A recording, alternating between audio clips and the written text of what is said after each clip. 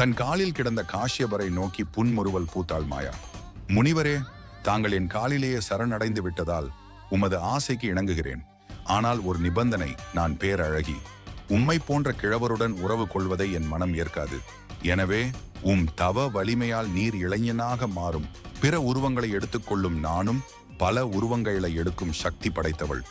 அதற்கேற்ப நீரும் மாறிக்கொள்ள வேண்டும் என்றாள். காஷ்யபர் அதற்கும் சம்மதித்து பேரழகு மிக்க இளைஞனாக வடிவெடுத்தார். அந்த சுந்தர அழகன் மாயாவை அடைந்தான். அப்பொழுது அவளுக்கு ஒரு மகன் பிறந்தான். அவன் தாமரை போன்ற மலர்ந்த முகமுடையவனாக இருந்ததால் பத்மாசுரன் என பெயரிட்டனர். பத்மம் என்றால் தாமரை என பொருள். இவனே சூரபத்மன் என்றும் அழைக்கப்பட்டான். அவர்களின் வியர்வையில் இருந்து மேலும் 30,000 அசுரர்கள் வெளிப்பட்டனர். 2ஆம் ஜாமத்தில் இருவரும் இளஞ்சிங்கங்களாக உருமாறினார்கள். அப்போது 1000 முகம் கொண்டவனும் 2000 கைகள் உள்ளவனுமான ஒரு மகன் பிறந்தான். இவனது பெயரே சிங்கமுகன். அப்பொழுது ஏற்பட்ட வியர்வையில் இருந்து 40,000 சிங்கமுக அசுரர்கள் வெளிப்பட்டனர்.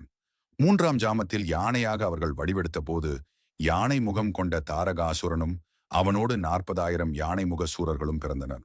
4ஆம் ஜாமத்தில் ஆடுகளாக மாறிக்கூடினர். அப்போது ஆட்டு முகம் வடிவில் அஜாமுகி என்ற மகள் பிறந்தாள். அவளோடு ஆட்டு முகம் கொண்ட 30,000 அசுரர்கள் உருவாயினர்.